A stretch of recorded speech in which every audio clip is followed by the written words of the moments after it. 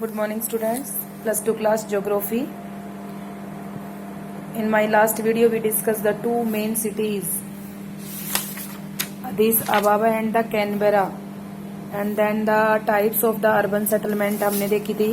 Today we discuss about the problem of the urban settlement and this is the last video of this chapter. Let's start the topic. Problem of the urban settlement in developing countries. अब सबसे main चीज़ है कि जो progress है जो urbanisation की, उसके सामने क्वालिटेटिव और क्वांटिटेटिव चेंज जो है सोशल और इकोनॉमिक्स शेप के अकॉर्डिंग वो आ जाते हैं. जिस तरीके से कोई भी चीज़ें अगर हम डेवलप करते हैं तो कुछ उसके बेनिफिट्स, कुछ उसके गुड चीज़ें और कुछ उसके बैड इफेक्ट्स हमारे सामने आते हैं. तो कुछ प्रॉब्लम है स्पेशली वो हम यहाँ डिस्कस करेंगे जो कि इन अर्बन सेटलमेंट में हमारे सामने आएंगी. सबसे फर्स्ट जहाँ पे यहाँ हम अगर नज़र डालें तो सबसे पहले है uncontrol and the haphazard growth of the town and cities. मतलब सबसे ज़्यादा ग्रोथ अगर हम देखें, world population is becoming urbanized at the very fast rate in 1950 में लगभग 16% वर्ल्ड पॉपुलेशन में बहुत तेजी से सुधार हुआ, जो 16 से बढ़कर 47% हो गई थी. और ये जो डेवलपिंग थी ये बहुत तेज गति से बढ़ रही थी. 2020 में आते आते ये परसेंटेज 40% तक आगे बढ़ने की गुंजाइश हमने लगा के चली थी. इस तरीके से अगर हम देखें तो किस तरीके से लोगों की ये जो बढ़ती भीड़ है वो कैसे है. एशिया की अगर हम बात करें तो एशिया जैसे सबसे बड़े महाद्वीप में, गाँव में आज एशिया अब इतनी तेजी से समस्या ये नगरों की तरफ लोग भाग रहे हैं. तो पिछले दशक में अगर हम देखें 2000 में नगर की जनसंख्या लगभग 1.3 मिलियंस थी, जो आगे आने वाले 5 दशकों में लगभग 5 अरब हो जाएगी. नगरीय जनसंख्या 36% जो थी अर्बन पॉपुलेशन वो एशिया में ही है. और 2030 में जो एशिया की जो सोची जाती है पॉपुलेशन वो 4.9 अरब हो जाएगी, ऐसा ये माना जाता है. Next is the migration. लोगों का माइग्रेशन क्या है, लोगों का मेन अट्रैक्टिव कारण क्या होगा कि लोग एक जगह से दूसरी जगह जाने में सबसे मेन चीजें देखेंगे. देखो, गांव के लोग कहाँ भागना पसंद करेंगे रोजगार की तलाश में? शहरों में. और शहर के लोग कहाँ भागना पसंद करेंगे? और बड़े शहर में. और बड़े शहर के लोग मेगा सिटीज में. और मेगा सिटीज से लोग अबोर्ड की तरफ या विदेशों की तरफ जाएंगे. तो जो पलायन है या प्रवास है या माइग्रेशन है, ये लोगों के लिए मेन चीजें बढ़ती जा रही हैं, जिससे कि गांव खाली होते जा रहे हैं और नगर बढ़ते जा रहे हैं. और नगरों की जो पॉपुलेशन है उनके लिए समस्या आ जा रही है बेरोजगारी की, अनएम्प्लॉयमेंट की. तो लोगों की भीड़ होगी तो अनएम्प्लॉयमेंट जो है, लोगों के आय के साधन कम होते चले जाएंगे. और कम होंगे तो भीड़ को क्या होगा, अगर एक काम को करने के लिए 50 लोग खड़े हैं तो अगर उस काम को करने के लिए हमें सस्ते से सस्ते मजदूरी मिल जाएगी तो समस्या, लोगों को बेरोजगारी की समस्या आएगी. थर्ड इज द सोशल जो है प्रॉब्लम. सोशल, इसमें एक हेल्दी सिटी के लिए एक दिया गया है कि एक हेल्दी सिटी क्या होगी, वो आप देख लें. According to the World Health Organization, a healthy city must have the clean and safe environment. साफ सुथरा सेफ इन्वायरमेंट हो, meets the basic needs all the inhabited. लोगों को 6 बेसिक नीड्स सबको मिल रही हो. Involve in community, लोग समुदाय में हिस्सा ले रहे हों गवर्नमेंट बनाने में. Provide easily establish health services, सबको हेल्थ सर्विसेज मिल रही हो. ये एक हेल्दी सिटी की पहचान है. एक हेल्दी सिटी में अगर ये चीजें हैं तो वो सिटी अच्छे से चल रहा है. Next is the social problems. सामाजिक जो है वो क्या चीजें समस्याएं आ रही हैं. नगरों में जिस तरीके से जनसंख्या बढ़ रही है तो वहां आवास की समस्या सामने आ रही है. आवास तो बढ़ ही रहा है, मतलब लोगों के सेटलमेंट के लिए, उसके साथ साथ ट्रांसपोर्ट, एजुकेशन और इस तरीके की कई है. जैसे अफ्रीका की अगर हम बात करें तो 1/3 लोगों को जो है पानी के पीने के पानी की समस्या है.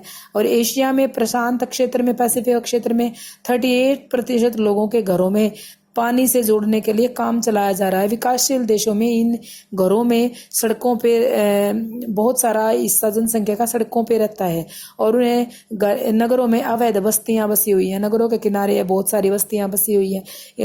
जैसे अगर एशिया की सबसे गंदी बस्ती का नाम अगर आपसे पूछा जाए, बहुत भरी हुई है, जो है वो धारावी. उस बस्ती के अंदर बहुत सारे लोग रह रहे हैं.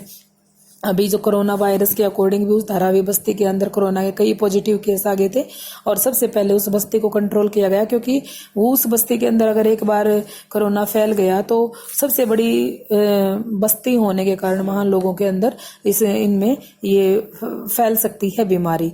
उसके बाद है यही आगे नेक्स्ट पॉइंट यही है स्क्वेटर्स सेटलमेंट एंड द स्लम्स, जो अधीनाकृत लोगों के द्वारा कहीं ना कहीं अपना बिना बात से इकट्ठा किया हुआ, मतलब कहीं किसी क्षेत्र में अपना कब्जा, नाजायज कब्जा दिखा के अगर उन बस्तियों को इकट्ठा कर लेते हैं तो इस टाइप की बस्तियां बन जाती हैं, वो गंदी और स्लम्स बस्तियां बन जाती हैं। गांव और नगरों में इस टाइप की बहुत सारी बस्तियां बनती हैं।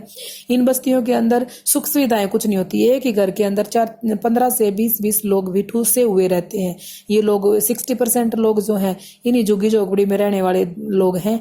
अगर प्रशांत और एशिया में अगर हम देखें तो समस्या क्या आती है, उनके पास पीने का, रहने का अच्छी एनवायरनमेंट, ये चीजें नहीं मिल पाती। शैंटी टाउन और अनियमित बस्तियों के नाम से इन्हें जाना जाता है। बहुत सारे इनके बस्तियों के नाम दिए, वेनेजुएला में रांचोज, ब्राजील में फेवलास, म्यांमार में कैविटीज तथा भारत में मलिन बस्ती की झुग्गी झोपड़ियां, ये सब कुछ चीजें इनके अंदर आती हैं।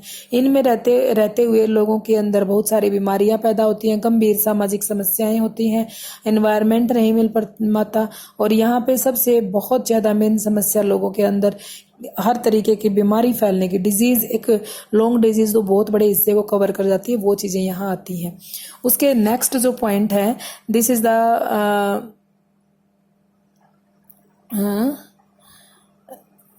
फिजिकल करेक्टरिस्टिक्स और सोशल करेक्टरिस्टिक्स यहाँ दी गई हैं।